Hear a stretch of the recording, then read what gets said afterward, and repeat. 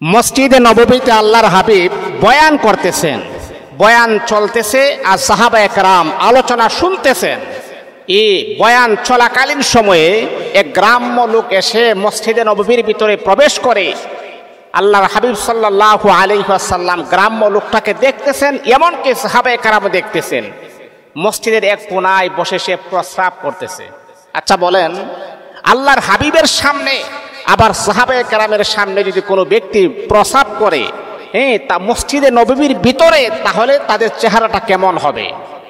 সাহাবায়ে কেরামের চোখগুলা মোটা হয়ে গেছে, চোখগুলা বড় বড় করে তার দিকে তাকিয়ে আছে।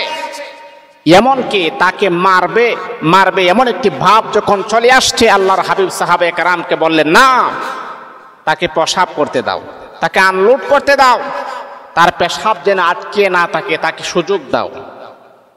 সে যখন প্রস্রাব করেছেন, করার পর আল্লাহর হাবিব গ্রাম্য লোকটাকে ডাক দিলেন। এখনো কিন্তু সে ঈমান আনে নাই, সে কাফের, সে ইসলাম ধর্ম গ্রহণ করে নাই। তাকে ডাক দিলেন।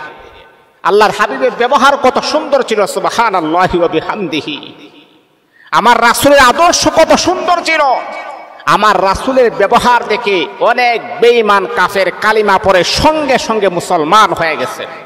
রাসূলের আদর্শটা কেমন ছিল, রাসূলের ব্যবহারটা কেমন ছিল। রাসূল পাক সাল্লাল্লাহু আলাইহি ওয়াসাল্লাম এই গ্রাম্য লোকটাকে ডাক দিলেন। ডাক দেওয়ার পর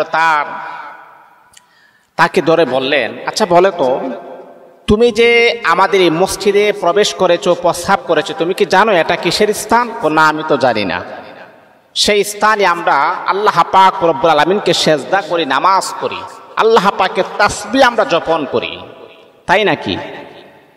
আমার রাসূল তাকে বললেন, আরো সহজ করে বললেন, যদি তোমাদের এই গির্জায়, তোমাদের উপাসনালয় যেখানে তোমরা উপাসনা করো, তোমাদের গির্জায় যদি এখানে যদি কেউ প্রস্রাব পায়খানা করে, তাহলে তাকে তোমরা কি করবা? সে বললেন, হুজুর, তাকে তো আমরা অবশ্যই জুলুমের মার, তাকে আমরা মারব। আমার রাসূল বললেন, তুমি যে কাজটা করছো, এই কাজটা তো আসলে ভালো করো নাই, এই কাজটা তো আসলে সঠিক করো নাই। আমাদের সাজদার স্থানে, আমাদের পবিত্র ঘরে তুমি প্রস্রাব করেছো। ওই লোকটা আল্লাহর হাবিবের চেহারার দিকে তাকিয়ে বলতেছেন, ইয়া রাসূলুল্লাহ, আমি তো আগে শুনলাম আপনি একজন বাদশাহ, আমি তো আগে শুনলাম আপনি একজন প্রেসিডেন্ট, কিন্তু আপনার ব্যবহার যে এত সুন্দর হবে আমার আর কখনো জানা ছিল না।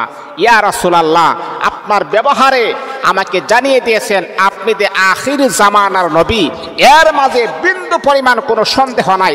এই মুহূর্তে আপনি আমাকে কালিমা পড়ায় মুসলমান বানায় দেন। আল্লাহু আকবার। এটাই ছিল রাসূলের আদর্শ। কোনো মানুষকে আপনি গালি দিয়ে, কোনো মানুষের উপর আপনি আঘাত করে, কোনো মানুষকে আপনি অ্যাক্সেস করে তাকে ইসলামের ছায়াতলে আপনি আনতে পারবেন না। তাকে আপনি বুঝিয়ে সুজিয়ে তাকে কৌশলে ইসলামের ছায়াতলে তাকে আনতে হবে। একজন মানুষ, আমার একজন ভাই নামাজ পড়ে না, আপনি তাকে বেনামাজি বলে গালি দিবেন না। আমার একজন ভাই কোরআন তেলাওয়াত করে না, আমার একজন ভাই রোজা রাখে না, তাকে আপনি বেরোজগার বলে গালি দিবেন না। আপনি যদি পারেন তাকে আপনি বুঝিয়ে সুজিয়ে তাকে আপনি আপনার দলে নিয়ে আসেন, হিকমতের সাথে তাকে আপনি আপনার দলে নিয়ে আসেন। আমার একজন ভাই মদ খায়, প্রতিদিন প্রতিনিয়ত মদের অভ্যাস তার যাইতে পারে না। এই মদখোর ব্যক্তির কাছেও আমাদের অবশ্যই ঈমানের দাবি হচ্ছে তার কাছে আমরা ইসলামের দাওয়াত পৌঁছে দিব, তাকেও আমরা ইসলামের ছায়াতলে আশ্রয় গ্রহণ করাবো। কিভাবে? এখন অনেকে বলতে পারেন, হুজুর, একজন মদখোরের কাছে আমরা কিভাবে যাব? না, এরকম হায়া লজ্জা শরম যদি আমাদের থাকে, তাহলে আমার এই ভাইটা দ্বীনি লাইন থেকে সে বঞ্চিত হয়ে যাবে। তার কাছেও আমাদেরকে যেতে হবে, তাকেও আমরা বুঝিয়ে সুঝে ইসলামের দিকে আমাদের দাবিত করতে হবে। এটাই হচ্ছে আমাদের ঈমানের দাবি। এই জন্য মুহতারাম হাজিরিন, আমার রাসূল কি পরিমাণ আদর্শবান ছিলেন। রাসূলের আদর্শে আদর্শবান যদি আমরা হতে পারি, আমার রাসূল আমাদেরকে সুপারিশ করে জান্নাতের মেহমান বানায় দিবে।